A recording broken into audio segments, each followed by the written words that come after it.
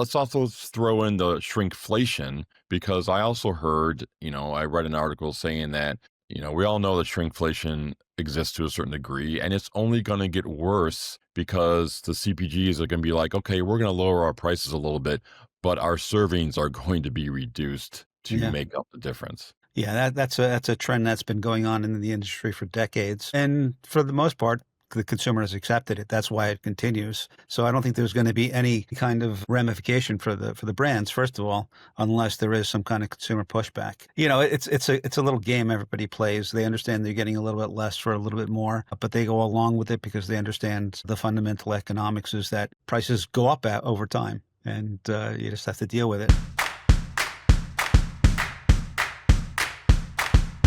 So, Ron, big news out of Connecticut. And for many of us in the industry, really not surprising news, at least not for me. The Connecticut Attorney General, William Tong, they're doing their investigation into price gouging when it comes to grocers. And they have concluded that through their opening round of speaking with grocers and realizing, hey, grocers have a very thin margin, they are not responsible for price gouging. So they're going to take the next step and look at the wholesale, the distributors, the suppliers to see if it's coming from them. And what I imagine is they're not going to really find anything there. And it's going to be the CPGs because they're the ones that set the price. And I believe the suppliers and the grocers pretty much just have to follow in line. Yeah, I'd be very surprised if they found the middlemen to be any way complicit in that kind of activity because they have pretty small margins as well. And while most grocers don't operate on a cost plus basis, it is pretty close to that. So they get a price charged by their suppliers and ultimately by the brands. And they add certain percentage, maybe, or a straight fee to support their in-store activities. So they're not really in the business to add huge amounts at that point. The old adage is they want to stack it high and watch it fly. So it's all volume. Is this just the attorney general saying, hey, look at us, we're doing our part to try and bring grocery prices down? Do you really see them going to the CPGs and having any power and saying, hey, you cannot increase your prices by a certain amount?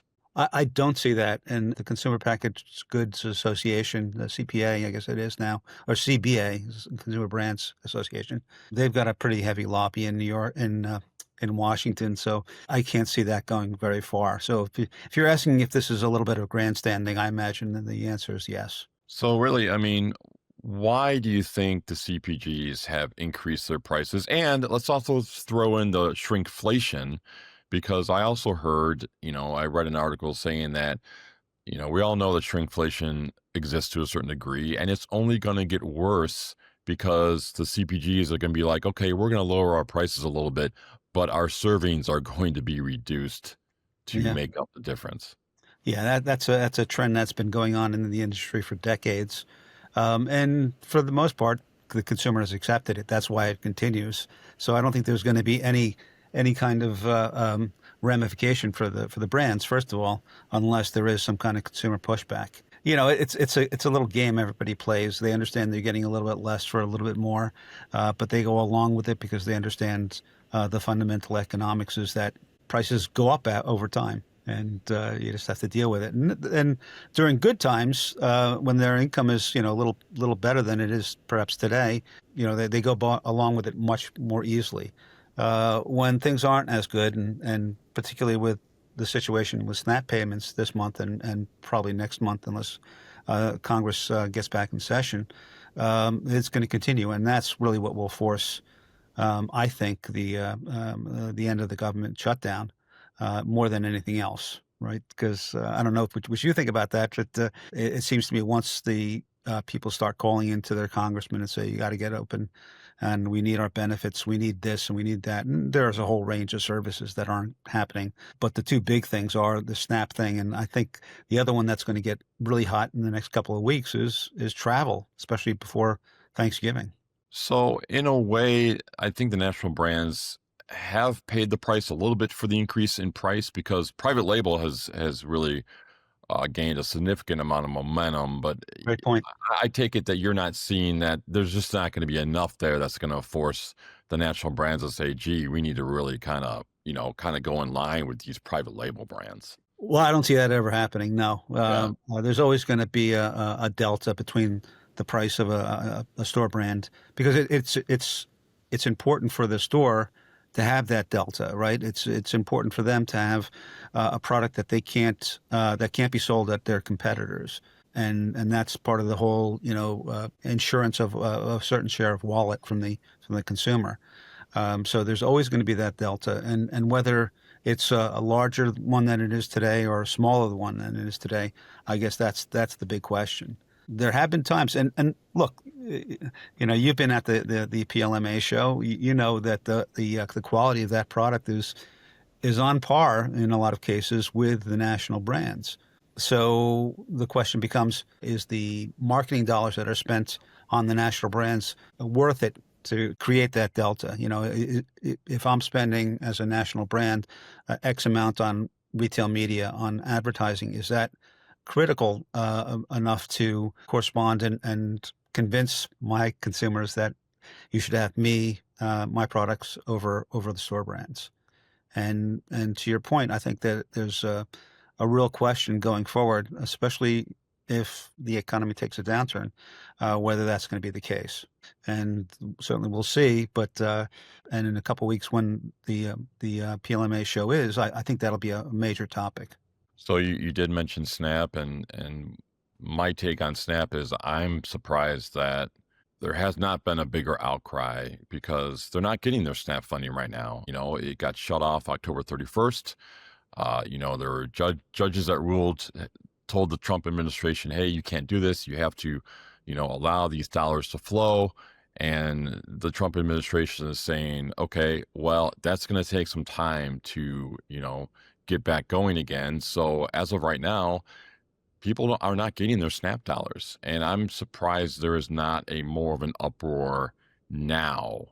I thought over the weekend there'd be, looting going on. Really, I mean, people need to eat. I understand there Right. are pantries and community services and whatnot, but people need to feed their families. And I'm just surprised it's rather calm out there right now. Yeah, yeah. Well, that tells me two things: that people were preparing for this, either through using up their SNAP benefits from last month in ways that can, extend their buying into this month, and or they are visiting those food pantries. Certain states are helping out. I know here in New Jersey, I've heard a couple things with either companies or the government helping or pledging to help individuals who are missing their SNAP payments. So that's taking care of some of it. But if it goes on for another month, I don't know if that's the case. And I think you're right. It'll be an outcry, especially again at the end of the month. We've got Thanksgiving, and what do you tell your family if you can't give them a turkey or you can't at least give them something that would resemble a holiday meal? It's not a good situation. No, it's not. So you're at the National Association of Convenience Stores annual meeting, correct, in October? I was a couple of weeks ago. Great show, very very active in terms of retail attendees. It was it's always an interesting show because you have the very professional sort of managerial class of the larger chains, the 7-Elevens and the racetracks and Wawas and so on. And then you have the 1 to 5 store operators who come in let's just say a different costume. Even in October in Chicago, there were a lot of people wearing shorts. So it's just a great amalgam of that represents that industry. I will tell you 4 things that I saw that were kind of interesting and applicable to grocery. First of all is the explosion of energy drinks. When I went probably 4 or 5 years ago, I'll give it before the pandemic. In 2019, I remember going to that conference, and there were 3 energy drink companies, right? There were 5 Hour, there's 5 Hour, Red Bull, and Monster, and that was it. And they had pretty sedate booths. Right. This year, there must have been 30. And the booths, the Red Bull booth was massive. The Monster booth was massive. two levels. So that's something that's just growing and growing and growing. And I don't think, while it is probably bigger in the C-store channel at this point, I think it's going to fold over into grocery if it hasn't already in a lot of areas. Another beverage area, which was kind of interesting to see, was CBD infused beverages. So these are Mhm. not THC, but the Right. CBD beverages. And I was talking to one of the marketers, and she was saying it's increased in volume 400% in the last 2 years. So again, an opportunity perhaps for grocers out there. One of the more interesting things in the candy sector was freeze dried candy, which I had seen last year. I think in one manufacturer, Ferrara, had some with one of their jelly offerings. But this year, all the chocolate guys had it, and the Ferrara and the hard candy guys all had it too. And I tried it, and I'm not a big candy guy, but I could see the appeal because it is a little crunchy and has a bit of a different context or Yeah. contextual element to it. So that was kind of interesting to see. And again, I think we'll be seeing a lot more of that in grocery. And then these dirty sodas. I don't know if you've heard about this trend. Mixing sodas like Mountain Dew and cream soda, I think was one of them. Yep. But because apparently it's a TikTok thing and people were doing this anyway. So the soda companies, all the beverage companies were taking advantage of it and making actual versions of Mountain Dew with cream soda. Mhm. I thought all those four trends are translatable to grocery. Overall, the conference was well attended.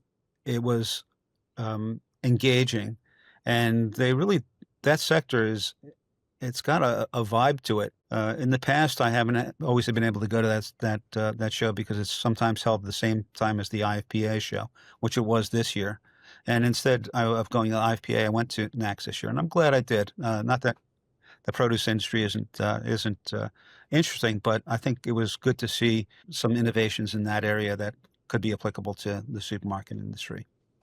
So talking about the CBD infused beverages, I believe Target is doing a pilot in some of their stores selling those kind of beverages. So they're going to see what comes out of that. I believe that's the only grocer that I know of right now that is doing anything, with CBD. But I know it's a huge trend right now. Some of the more natural and Whole Foods may be involved with it. I'm not positive. I think I've seen some CBD stuff in their aisles.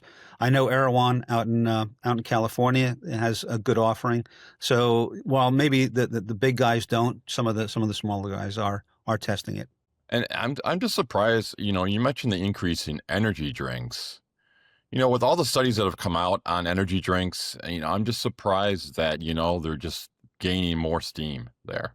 I have to ask you, Bill. Do you like those? Do you drink them? Do you ever? I do not. I'm I not. don't I'm see not a what the fan. appeal is at all. It Yeah. seems like it's almost like licking the bottom of a cigarette filled ashtray. Yeah. It just doesn't appeal to me at all. So yeah, I'm with you. I did. There was an organic offering. I forget the name of the company, but and I tried it, and it tasted a little better. It tasted a little more like actually Gatorade, but it still had that aftertaste that I just can't stomach. Yeah. The only So time I really reach for those is when I'm doing any kind of driving on the highway. I might reach for one, just to keep me alert. But did you see anything? Was there anything prominent regarding protein or anything dealing with GLP-1s? I'm putting you on the spot right now because I know you weren't no, really no, no, prepared that's for. okay. Proteins, yes. So there were in sort of the baked goods area, there were some advertising and promotion about that. NACS has had a steady trend towards having more exhibits around prepared foods, and so there were there were always pizza vendors there, places that made uh, had sort of systems to make pizza, and always hot dogs. Just what you would see in a C store 20 years ago. But now Yeah. there's some pretty impressive and good tasting prepared foods that are coming out. There's also some good natural stuff. They do have a section. They did have a section on sort of the new timers, the first timers, exhibitors, and Okay. in that area there were like what you'd expect. more or less what was at the restaurant show 5 years ago, or sort of Expo West 6, 7, 10 years ago. Because they did have the vegetable based proteins, right? So they had, I don't think Impossible Burger was there, but there was another company like that was there. Similar on the organic side, looking at products that have that label, that they're organic, and trying to get them to sell through that channel. Interesting. Yeah, we'll see. We'll see what happens. See if any of these products roll over in the supermarket. I'm sure I'm going to trust your expertise, and there's going to be some spillover there. Some good takes there.